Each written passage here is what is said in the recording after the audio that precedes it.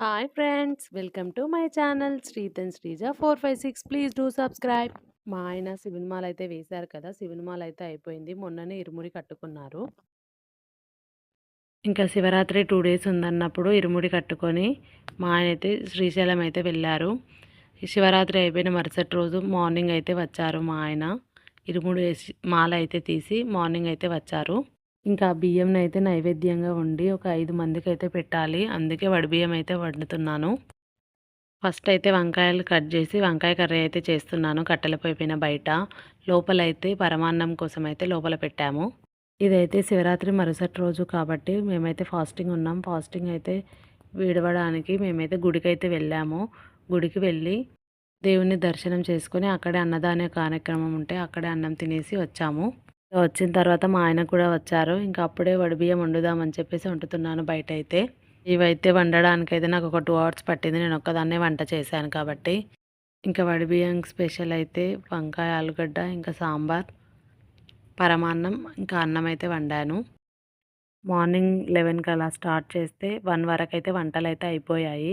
ఇంకా తర్వాత మా అందరిని పిలుచుకొచ్చి వడ్డించాలి ఇంకా.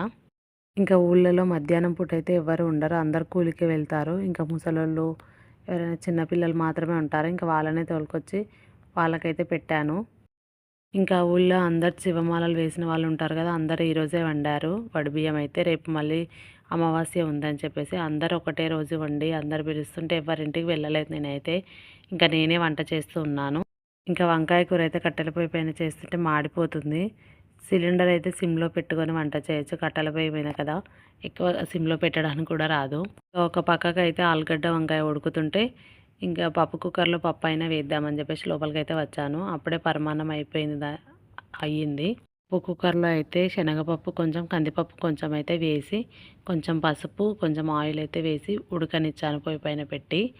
ఇంకా పరమాన్నం అయింది కదా! 12 లోపే దేవునికి పెట్టాలని చెప్పేసి పరమాన్నం అయితే దేవునికైతే పెట్టి ఒక కొబ్బరికాయ కొట్టాము. దేవునికైతే మొక్కుకున్నాము ఇంకా. ఇంకా ఈ బట్టలైతే మా ఆయన కొత్త బట్టలు మాల తీసిన తర్వాత కొత్త బట్టలు వేసుకోవాలి కదా! అవే బట్టలు వేసుకొనైతే పూజ అయితే చేశారు ఇంట్లో కూడా. ఇంకా పెద్ద పెద్ద వంటలు చేయడం కూడా నాకు రాదు. కాకపోతే అప్పుడు ఎవ్వరు లేరని చెప్పేసి నేనొక్కదాన్నయితే వంట చేశాను.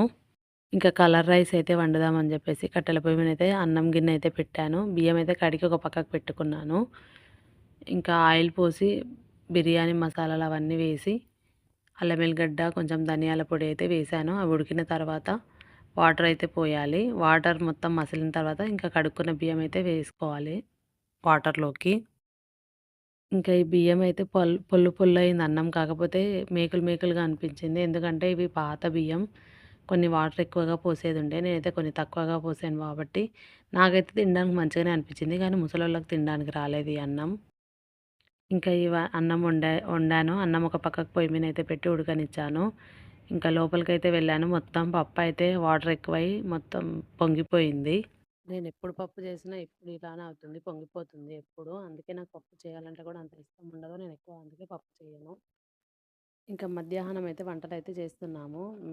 మార్నింగ్ అయినా, ఈవినింగ్ అయితేనే చేస్తాము కానీ, ఆ రోజు మరుసటి రోజు అమావాస్య ఉందని చెప్పేసి, ఇంకా ఆఫ్టర్‌నూనే స్పీడ్‌గా అయితే వండుతున్నాను.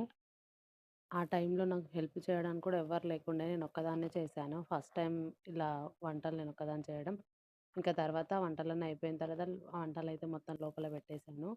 ఇంకా పెట్టేసి ఇంకా తినడానికైతే భోజనానికి అందరిని పిలవడానికైతే వెళ్ళాను. అందరూ వచ్చారు. ఇంకా అందరూ తిన్న తర్వాత నేను కూడా తినేసాను. ఇంకా తిన్న తర్వాత అన్నీ పడేయాలి. అన్నీ ఇస్తరంటలు అన్నీ పడేయాలి కదా! అన్ని చెత్తబుట్టలు అన్నీ అయితే వేశాను. తర్వాత గిన్నెలైతే తోముదామని చెప్పేసి అన్నీ కొన్ని కొన్ని మిగిలినాయి గదా! వాటిని గిన్నెలోకైతే సర్దాను. తర్వాత మా అత్త అయితే చెత్తయితే పడేయడానికి పోతుంది. ఇక నేను గిన్నెలైతే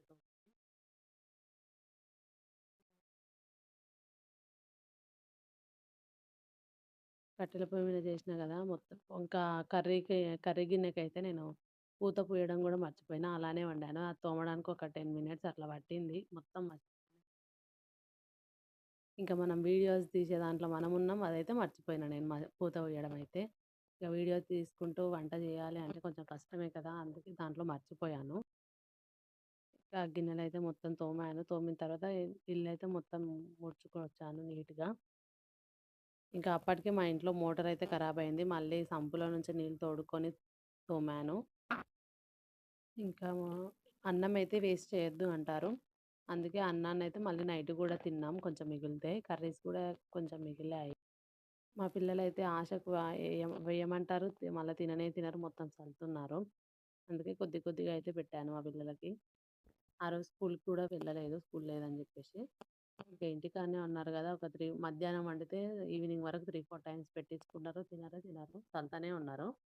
ఇంకా గిన్నెలయితే మొత్తం తోమాను. కొన్ని ఇట్లా మసి గిన్నెలున్నప్పుడు కొన్ని కొన్నే తోముకొని కొన్ని కొన్నే కడుక్కోవాలి. అట్లయితేనే మంచిగా లేకపోతే మళ్ళా ఫస్ట్ తోమిన ఆటికి మొత్తం మసి అంటుతుంది. అందుకే చిన్న చిన్న గిన్నెల కాడికైతే ఫస్ట్ అయితే తోమి పక్కకైతే పెట్టాను. Bye friends.